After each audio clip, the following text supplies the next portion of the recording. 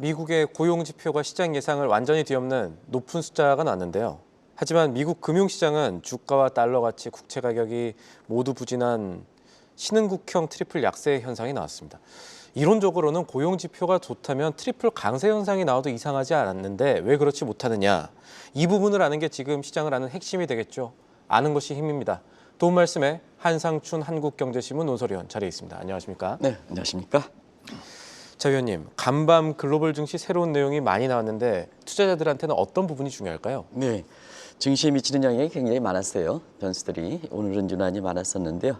시장의 특징을 보면 이달 들어서 미국의 4분기 기업들의 실적이 발표했죠. 예. 그리고 미국의 부분적인 셧다운 때문에 매크로 변수를 읽을 수 있는 이런 경제 지표 발표가 이제 지연됐었거든요. 그래서 오늘은 기업들의 실적이 보이는 지금까지의 모습과 달리 매크로 장세를 보였다 이렇게 부르됐습니다. 그 핵심이 고용지표다 이렇게 보시면 되겠는데요. 2월 초에 발표할 거로 봤습니다는 셧다운 때문에 지금 발표되고 있는데요. 오늘 아침에 미국에서 손성원 교수가 저한테 이메일을 특히 고용지표를 가지고 지표가 나올 때마다 저한테 편지를 이렇게 보내주는데요. 시장의 예상을 완전히 뒤엎었다 이렇게 얘기를 하고 있습니다. 그래서 그 내용들은 뭐 이미 우리 캐스터분이 전해드렸기 때문에 대표적인 고용지표인 실업률 가지고 좀 말씀드릴게요. 실업률이 4.3% 나왔습니다. 이게 2개월 전에 4.5에서 전월에 4.4에서 4.3으로 떨어지다 보니까 결국 미국의 펀더멘탈이 아주 견조하다. 그래서 왜 그러냐면 경기를 읽을 때는 그 앞으로 가는 선행 지표가 있고 동행 지표가 있고 후행 지표인데 고용 지표는 마지막으로 미국의 경제 상황을 보여주는 지표니까 사실 고용 지표가 이렇게 개선됨에 따라서 미국의 펀더멘탈이 상당히 좋다.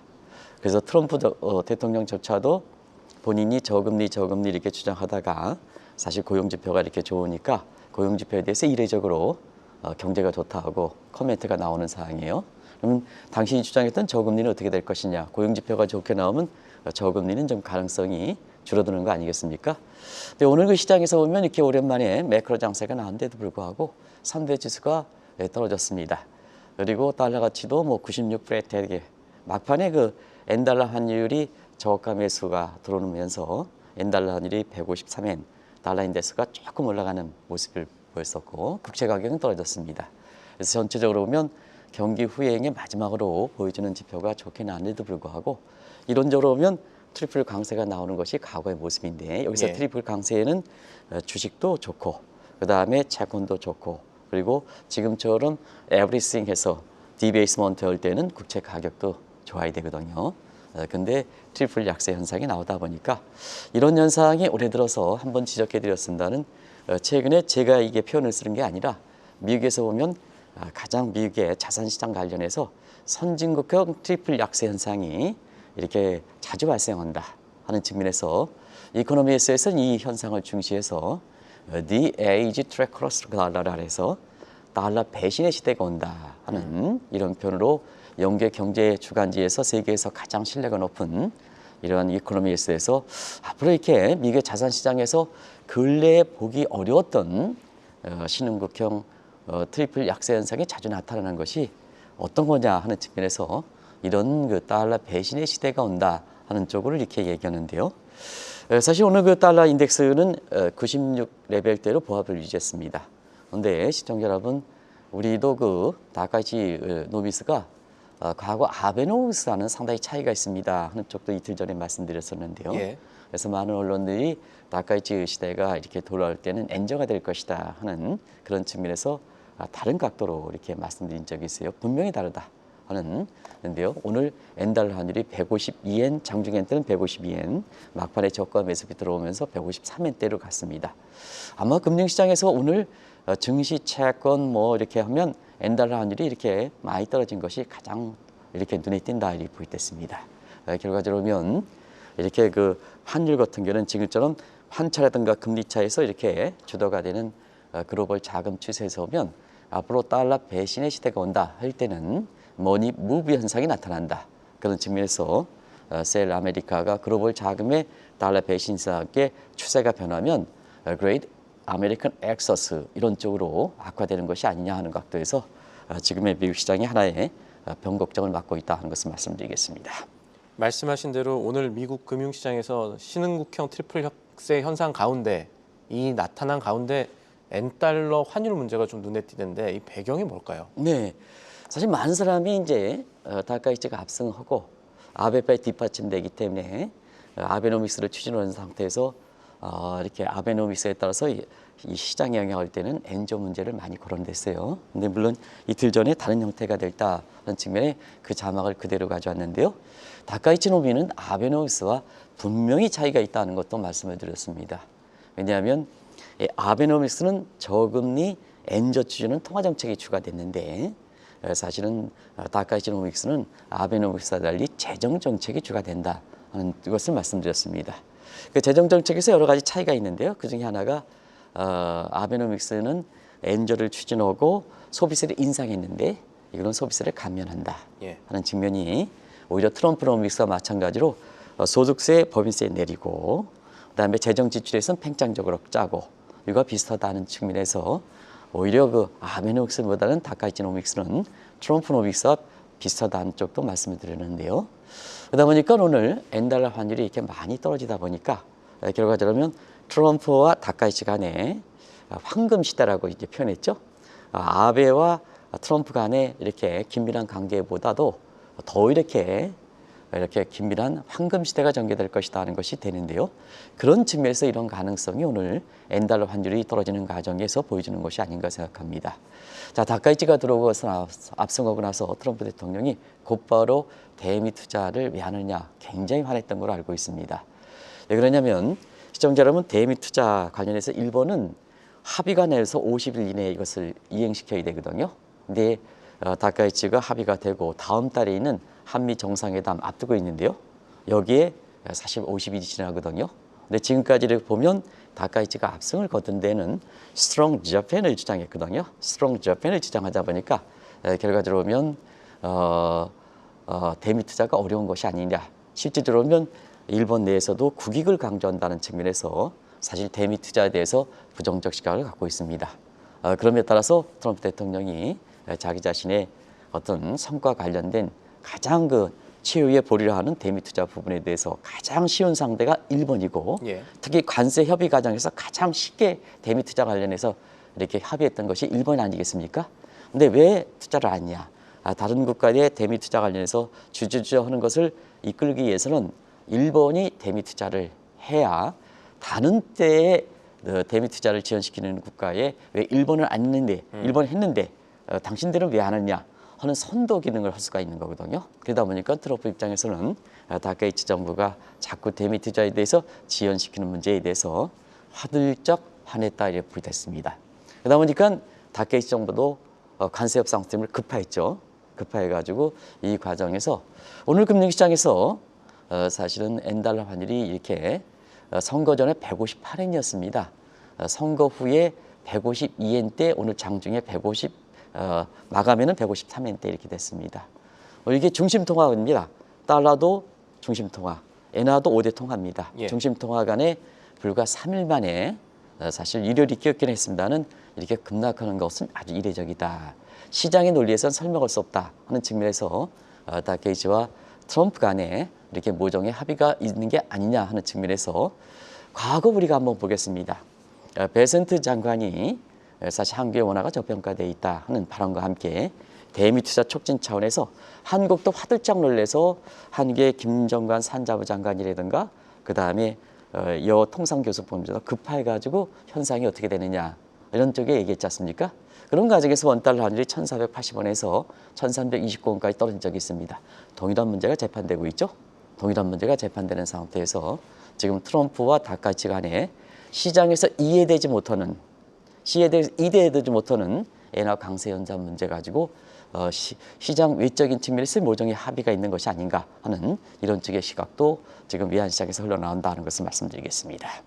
조금 전 이 양국 간 모종의 환율 합의 가능성 언급해 주셨는데 환율이라는 게 결국 두 나라 간 화폐 문제니까요. 일단 한쪽 어느 쪽으로 달러가 움직이는지 아니면 엔화가 움직이는 게 이득인지 좀 살펴보죠. 일단 일본의 입장에선 엔저보다 엔화 강세가 조금 더 유리한 상황이겠죠. 네, 사실 지금 상태에서는 엔화 강세가 오히려 일본의 문제를 풀어갈 때는 더 도움된다는 것을 말씀드리겠습니다.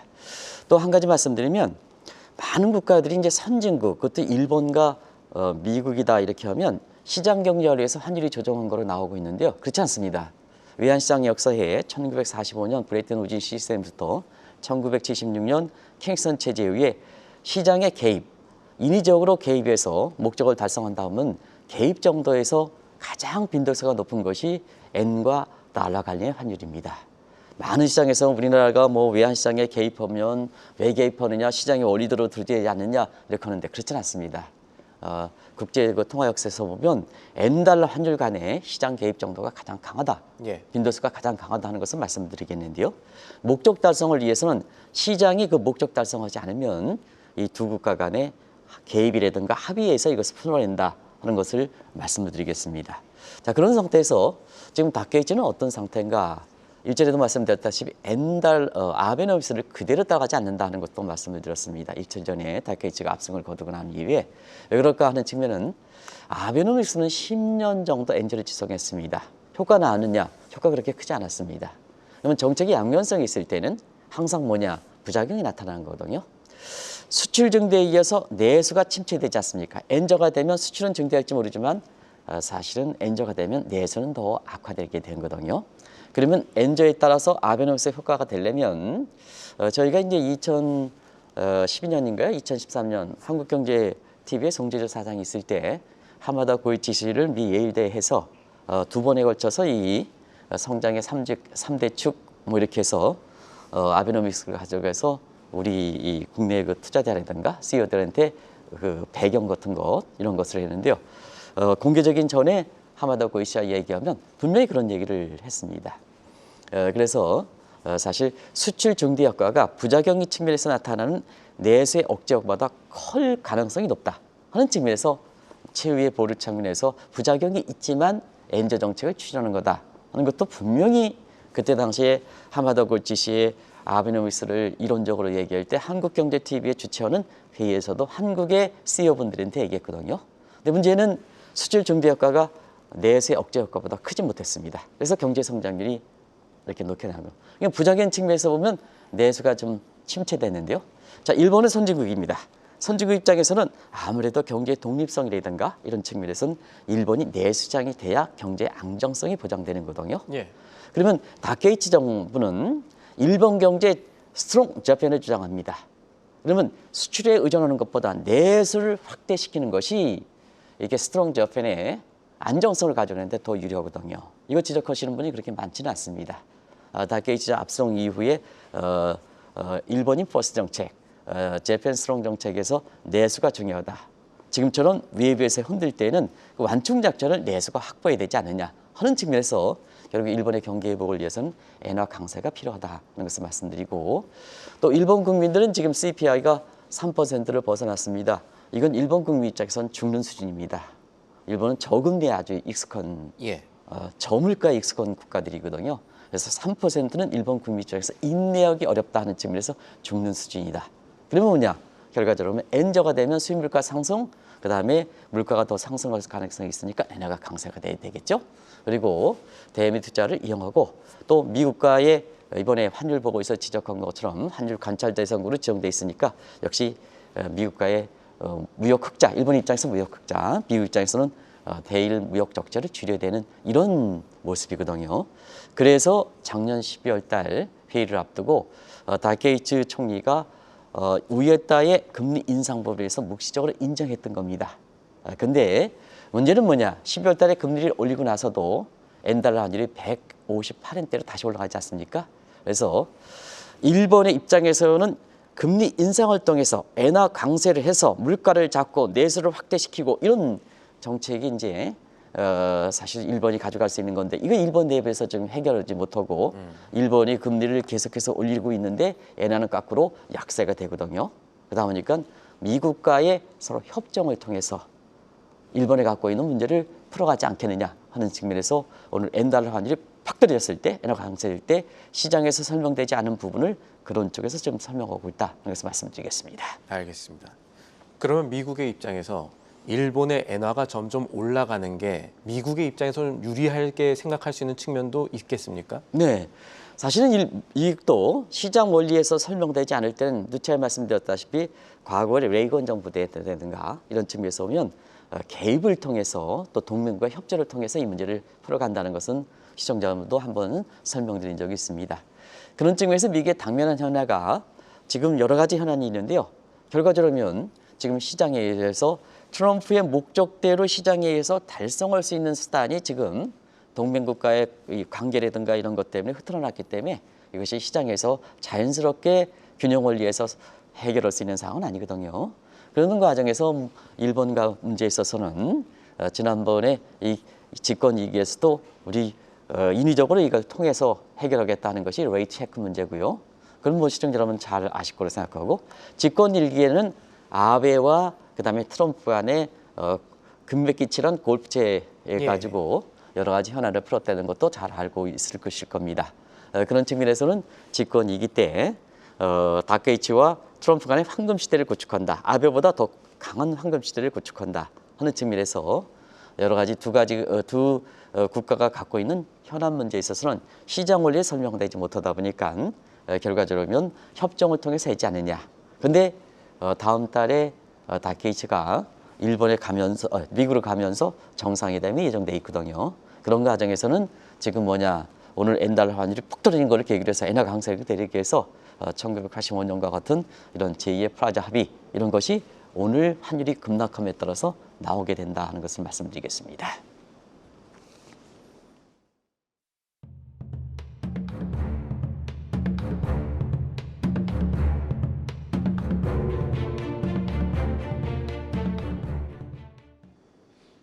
저희가 일본 엔화 가치의 문제를 심도 깊게 살펴봤는데 위원님, 지금 외환시장 움직임 보면은 이 위안화도 좀 상대적으로 강해지고 있는 것 같습니다. 우리가 포치, 그러니까 1달러당 7위안, 이게 심리적 마지노선이라고 불리던 건데 지금 포치선 깨져 있죠? 네. 중국을 다시 보자. 1인 독재 체제 이후에는 한번 말씀드리면서 우리가 이제 방송에서 이렇게 보면 너무 미국 증시를 그 중심으로, 그것도 주식 중을 중심으로 하다 보니까 여러 가지 지금의 국제시장에서 변화하는 이런 문제를 종합적으로 하지 못하는 측면이 있는 것 같아요. 국제금융시장에서 사실 우리처럼 대외 환경에 의존하는 입장에서 보면 증시는 아주 일부분이거든요. 예. 증시를 나타내는 변수, 주식의 투자 수익률은 다른 경제 여건이 변함에 따라서 종합적 결과 있지 않습니까? 근데 주식이 올랐다 내렸다 하면 이런 흐름이 이렇게 앞으로 어떻게 될 것이냐 하는 큰 트렌드를 읽지 못한다는 측면에서 최근에 경제 패권을 다투는 중국을 다시 보자 하는 게 1인 독재 체제입니다. 그래서 1인 독재 체제 했을 때 이번 같은 경우에는 금융의 강국론을 주장하는 것이 우리 입장에선 주목하실 필요가 있다는 것을 말씀드렸는데요. 지금 센트럴뱅크 디지털 위안화를 강화시키는 움직임은 아주 세지고 있습니다. 중국이 미국의 보유국채를 매각할 속도를 빨리 하고 있거든요. 왜냐하면 미국의 보유국채를 빨리 한다는 것은 오늘도 국채금리가 올라갔습니다는 그만큼 국채 가격이 떨어졌다는 얘기거든요.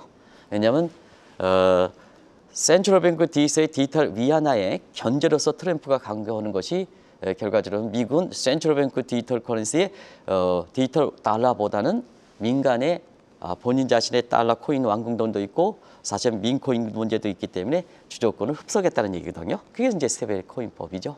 스테이블 코인법인데 사실 오늘도 그렇습니다. 시청자 여러분 아시겠습니다만 오늘 비트코인도 다시 7만 달러 밑으로 떨어지는 상황에서 트럼프와 관련된 민코인들이 전부 90% 이상 다 떨어졌습니다. 오늘 그것도 한번 보여줄 필요가 있는데요. 달러 트럼프, 달러 멜라소니, 그 아들내미가 하나 만든 게 있을 거예요. 기억이 안 나는데요. 그게 트럼프 관련된 다 한번 민가거든요. 민코인이거든요. 전부 90% 종이 조각이 돼버렸습니다. 오늘 그런 상태거든요. 결과적으로 중국의 역할이 굉장히 큰 것이 아닌가 생각해서 결국 가장 안전하다는 스테이블 코인 문제가 지금 이렇게 떨어지다 보니까 다른 코인들은 안정성이 보장되지 못하는 상태에서 가격이 더 떨어진다 이렇게 보게 됐습니다. 이게 이제 중국 입장에서는 트럼프 금융 강국론일 때 미국에 비해서 우위권을 갖고 있는 이렇게 디지털 위안화를 강화시키는 움직임이 지금 굉장히 되고 있고요. 그 다음에 이렇게 실제로 위안화 문제에서도 사실 지금은 달러당 6.9 위안까지 떨어지고 있습니다. 지금 6.91 정도까지 떨어졌습니다. 오늘 제가 12시부터 일어나가지고 외환시장을 많이 봤는데요. 사실은 이 여객 시장에서 1달러당 6.9도 깨지는 게 아니냐 하는 쪽에서 한편은 디지털 위안화 강조하고 그다음에 사실 지금의 법정 통화에서 위안화를 절상시키는 이런 움직임이 지금 시진핑이 금융 강국론의 일환으로서 미국과 견제에서 달러 대비해서 지금 나오고 있다는 것을 말씀드리겠습니다. 이게 무역 적자를 줄이고 싶은 트럼프 미국 대통령 입장에서도 위안화 절상은 어느 정도는 수용이 가능할 것이다라고 생각을 할 수가 있는데 이것 때문에 4월에 있을 미중 정상회담에서 앞서 이 미일 합의 가능성처럼 이 미중 환율 합의 가능성도 대두가 되고 있다고요. 네, 사실은 그 경제 패권은 누가 승자가 되면 사실 의미가 없습니다. 항상 말씀드리는 경제 패권단은 상대방이 힘이 센 사람이 있어야 내가 경제 패권 다툼에서 이기면 진실로 국민들 강자를 이겨서 내가 이길 수 있다 하는 이런 측면에서 패권 다툼의 의미가 있다 이렇게 보겠습니다. 한쪽을 죽이면 의미가 없습니다. 그래서 항상 그때도 우리가 미중 간 패권 다툼은 반에서 한 명 나오면 1등이자 꼴등입니다. 그런데 50명, 100명이 있어야 1등의 의미가 더 큰 겁니다. 한쪽도 이게 미일 간의 이렇게 경제 패권에서 그런 점을 이해할 수가 있는데요.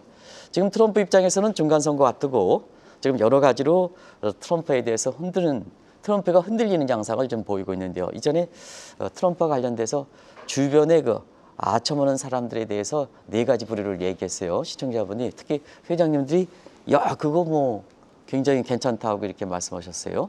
그래서 그것을 지금 한국의 조직이라든가 우리 권력에 보면 딱 4가지 문제에서 가장 자기한테 모든 걸 다 줄 사람이 예를 들어서 뭐 코파운드다 뭐다 해가지고 다 줄 사람이 배신하고 나갈 때는 가장 빨리 배신하고 나가는 이런 모습이 이제 사실 권력이자 기업에서 그렇게 나오고 있는데요. 결과적으로 트럼프가 그만큼 굉장히 흔들리고 있다는 얘기거든요. 그러면 중간 선거에서 이렇게 승리가 되려면 자 대내보다는 대외적으로 가야 되거든요. 그러면 경제 패권 다투게 하는 중국의 입장에서 무역 적자를 줄이는 게 관세라든가 이런 측면에서 가장 미국 국민들한테 내부적으로 혼란을 겪고 있는 것을 호소해서 중간 선거를 이길 수 있는 가장 큰 수단이 되겠죠. 근데 무역 적자를 대중에 줄일 수 있겠느냐 하는 측면은 지금 상태에서 쉽지는 않다 이렇게 보시면 되겠습니다. 왜 그러냐면 간사를 일방적으로 밀고 갈 수 있는 입장은 못 되거든요. 왜냐? 중국이 방어할 수 있는 수단이 많기 때문에 그렇다는 것을 말씀드리겠습니다. 그래서 이것을 서로 양국의 이해관계를 같이 했을 때는 이거를 집권 일기에도 상하이 미력설이 있는 것과 마찬가지로 올해 4월에 미중 정상회담 앞두고 제2의 상하이 미력설이 나오는 것도 바로 그런 측면에서 이해될 수 있다. 다만 집권 일기 때 상하이 미력설, 1차 미력설 때는 그때 미중 간에서 보면 중국이 좀 미국보다 좀 뒤떨어졌습니다. 그래서 상하이 미력설이 어디를 중심을 두느냐 합의선이 있는데요. 그게 스위스팟입니다. 스위스팟은 뭐 신앵커 아시겠죠? 스위스팟 골프공에 저것처럼 힘이 없다 하더라도 가장 핵심적인 부위를 때리면 비거리가 가장 높아진 그래서 환율적인 측면에서는 스위스팟을 얘기하는 것은 미국과 중국 간에 서로가 이렇게 이해관계를 가장 잘 반영하는 가장 핵심적인 중심 라인이다 이렇게 볼 때 있습니다. 이게 이제 일기 때는 중국이 미국보다 떨어지니까 1달러당 6.8에서 지금 1달러당 6.5 정도로 이렇게 세계 시장에서 나온다 하는 것을 말씀을 드리겠습니다. 자, 여러 가지 상황 고려하면은 아시아 통화 가치의 상승 가능성이 있다는 건데 그동안 환율 문제로 고심했던 게 우리나라도 사실은 이 두 나라보다 더 클 수도 있습니다. 정부 입장에서는. 우리 입장에서는 원화 가치가 절상될 가능성이 있습니까? 네, 우리는 지금 절살 가능성이 없기 때문에 사실 이재명 대통령과 트럼프 간의 합의가 좀 있어야 되지 않느냐. 그래서 시진핑과 트럼프 간에도 합의 가능성, 시장에서 해결되지 못하니까 협정 얘기가 나오는 거고 예. 게이츠와 그다음에 트럼프 간에 시장에서 해결됐다는 협정 문제가 나오는 거 아니겠습니까? 우리 입장은 더더욱 협정이 필요하다는 것을 말씀드리겠습니다. 왜냐하면 우리는 미국이 중국과 일본에 갖고 있는 모든 안건을 다 갖고 있습니다. 그러려면 이 문제를 풀어가기 위해서는 아시겠습니다는 대미 투자 촉진하고 그다음에 한국이 미국에 갖고 있는 무역 적자를 줄이고 이러면은 결과적으로 보면 사실 원화가 절상돼야 됩니다. 원달러 환율이 떨어져야 됩니다. 근데 문제는 원화 절상을 위해서 그렇게 노력했지 않습니까? 현 정부 입장에서는 진짜 이재명 대통령이 대통령 정부에서는 원화를 환율을 안정시키기 위해서 굉장히 노력했다. 그것이 국민연금과의 통화선만이라든가 이런 거 다 지금 검토하고 있지 않습니까? 심지어는 미국에서 한국에 들어오면 세제 혜택까지 주는 이런 사항으로 종합적으로 총력을 하고 있습니다. 그만큼 한국이 사실 미국이 일본과 중국이 안고 있는 모든 문제를 안고 있기 때문에 그렇다. 이런 것을 말씀드리겠습니다. 근데 문제는 이렇게 노력하는데도 불구하고 또 작년에 우리가 경상수지가 무려 1231억이 나왔습니다. 반도체가 중심이 되겠지만 우리는 기업들 돈 잘 벌었습니다. 그러면 옛날에 1230억이라면 환율 거의 한 1100원까지 떨어져야 됩니다. 근데 우리 국민이 다 그런 거 아닙니다는 미국 주식 맹신하는 사람들이 입한국에도 미국이 안전하다 이렇게 해가지고 다 투자하다 보니까 아무리 기업들이 반도체든 뭐든 해가지고 돈을 벌어봐야 다 바꿨다가 하니까 환율이 안 떨어지지 않습니까? 시장에서 떨어지지 않습니다. 그렇습니다. 그러니까 우리 입장에서는 인위적으로 한미 간의 통화세 협정 이건 이제 얘기가 많이 났지 않습니까? 근데 예. 우리 기축통화국이기 때문에 안 된다. 그러면 어떻게 하겠냐? 서로가 통수권자들이 트럼프와 이재명 대통령 간에 서로 합의해서 이 문제를 이렇게 도출해 줄 필요가 있지 않냐 생각합니다. 그래서 지난번에 경주의 에이펙 회담에서 트럼프 대통령과 이재명 대통령 간에 상당히 분위기 좋고 결과도 좋았습니다는 관세 협상 문제도 우리 국익이 들으면서 되겠습니다는 자 일본은 닷게이츠와 트럼프 간에 3월 달에 예정돼 있습니다. 시진핑과 트럼프 간에도 4월 달에 예정돼 있습니다. 그래서 오늘 정책 당국자분이 꼭 좀 들으시면 우리는 더 필요하다. 그러면 트럼프 이재명 대통령 정부가 올해 2월 달인데요. 이전에 좀 우리가 갖고 있는 현안 문제를 풀기 위해서 좀 그렇게 허시겠습니다는 국민 차원에서 우려 차원에서 이 문제를 풀어가기 위해서는 좀 이재명 대통령과 트럼프 대통령 간의 정상회담을 한번 좀 국민들한테 이것을 공식화됐다 하는 것을 좀 비춰줄 필요가 있는 것이 또 권고도 드리겠습니다. 말씀 관련해서 마지막으로 하나 살펴볼 게 있는 게 최근 들어 환율 움직임도 그렇습니다만 엔화만 관련됐던 1985년의 플라자 합의 이것과 다르게 이번에는 주요 아시아 통화를 포괄하는 제2플라자 협정 합의 문제가 대두되고 있다고요? 네, 사실 지금은 트럼프 정부는 관세보다 환율 쪽으로 간 건 사실입니다. 마이런 버버스대로 올해 들어서 한번 보겠습니다. 사실은 일본에 대해서 레이트 체크했죠. 그다음에 트럼프가 달러 약세 발언했죠. 그다음에 환율 보고서 느닷없게 발표했죠. 이런 측면에서 관세에서 환율로 넘어갔다. 이게 지금의 분위기다 하는 것을 말씀드리겠는데요. 예. 자, 양국이 그것이 이제 중국이라든가 미국, 일본과 미국, 한국과 미국이 갖고 있는 현안이 시장에서 풀지 못한다. 근데 내용들은 보면 자, 아시아 통화 위안화는 절상하고 엔화도 절상하고 한국의 원화도 절상하고 미국은 달러 약세이지 이거 푼다. 근데 시장에서 하지 못한다. 부분적으로 각 협정이 있는데요. 지금 상태에서 미국 입장에서는 아시아 통화, 중국과 좀 위안화, 한국의 원화, 일본의 이렇게 엔화와 공통적으로 달러 약세, 그다음에 이들 국가의 절상이 필요한 시점이다. 그래서 1985년대는 엔화에 대해서만 사실 달러 약세, 엔화 절상을 유도했습니다는 지금은 국제 위안 시장에서 보면 아시아 통화, 그래서 위안화라든가 엔화라든가 원화라든가 경우에 따라서는 대만 달러화까지 포함하는 멀티플 통화 수협 이런 협정 체결이 나오는 것도 바로 그런 측면이다 이렇게 보게 됐습니다. 이런 데에서 트럼프가 어떤 식으로 이 문제를 주도권을 지느냐 하는 것이 중간선거도 앞두고 외환시장과 환율이 시장에서 예상한 대로 경제권이든 금리 차에서 맥히지 않는 시대니까 이런 협정 체결 문제를 주목해서 우리의 원달러 환율이든가 이런 걸 예측할 필요가 있다는 것을 말씀드리겠습니다. 알겠습니다. 지금까지 도움 말씀에 한상춘 한국경제신문 논설위원이었습니다. 오늘도 감사합니다. 네, 고맙습니다. 한국경제TV는 도약하는 한국 증시와 투자자 여러분을 응원합니다.